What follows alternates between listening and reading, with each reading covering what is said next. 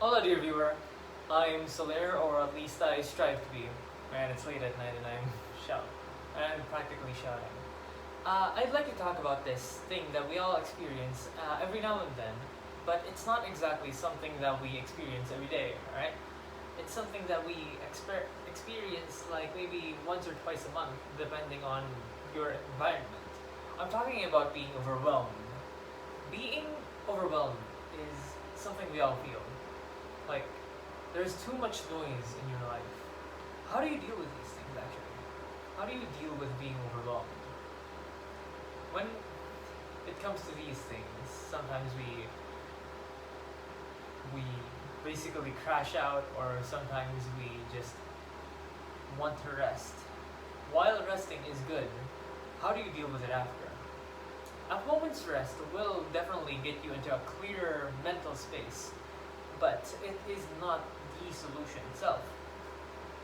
First up, yes, the first step should be resting and thinking about the situation.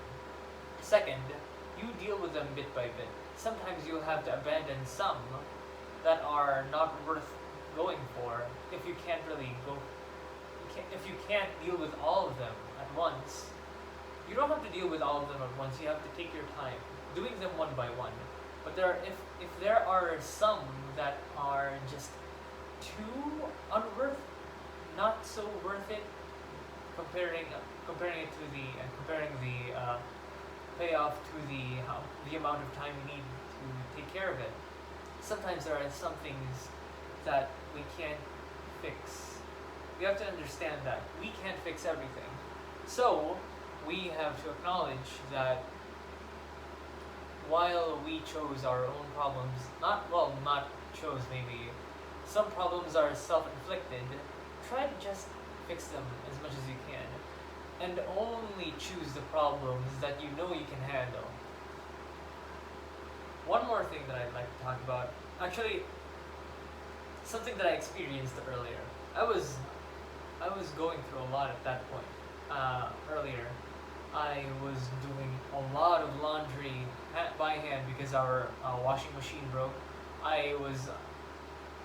The flies were basically everywhere, so I did insecticide, and because of the insecticide, I almost poisoned the fish. So I now had to deal with putting the fish in a separate container and cleaning it out, while also doing the dishes, doing the laundry, while the neighbor is blasting some garbage music, and there are a lot more. Basically, the cramped space, the topic that I talked about with my friend last night, which I couldn't get off of my head, and the other topics that surround it. Basically, a lot were going on. I should be loud, but the music I was playing was getting drowned by the other noise in my life. I was thinking about everything else, and I was alone because my sister, which was usually with me when it comes to these things, was supposed to get a voter's ID in a mall or so. So I thought to myself, I have to deal with all of these things one by one. Of course, there are some things that I can't fix, that I don't have control over, like my neighbor's garbage music taste and blasting it out at the window. So what I did was I took care of the fish. Actually, no, I turned off my music first because it meant nothing. It was just extra noises. Sometimes we have to acknowledge that even though we are trying, there are things that we add to our life that seem to be a good thing, but sometimes they are detrimental. Like the music I was playing. We have to acknowledge if the things we apply are actually helping us. Now, I then went on to clean and fix replace the water in the aquarium so that the fish will be able to at least live. And I mean, they are sick at this point, and one of them died. But at least I fixed one of the problems.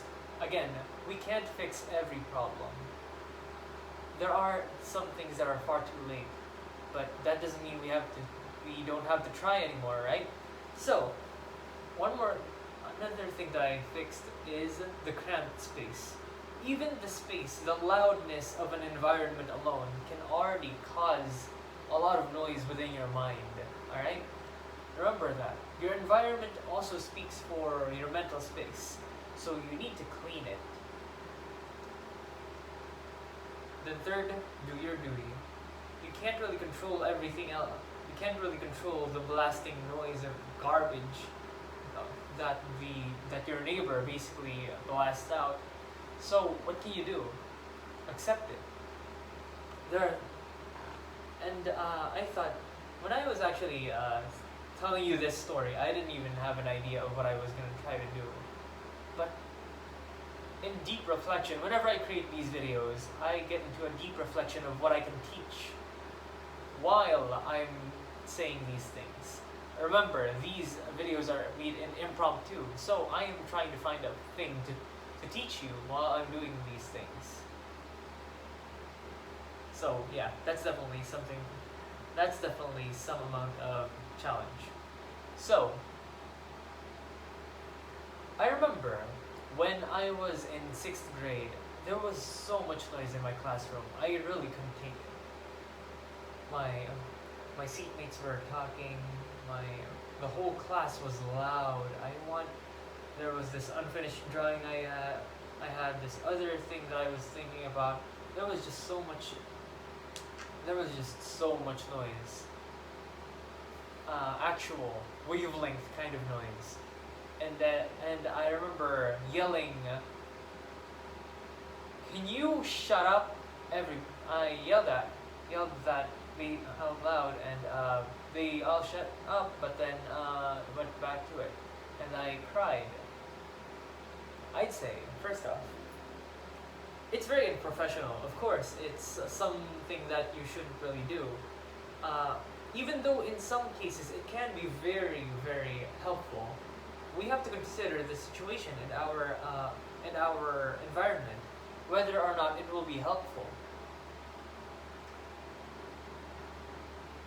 Crying usually doesn't help. At very specific scenarios, it can help, but usually, more often than not, it cannot help. So what can you do?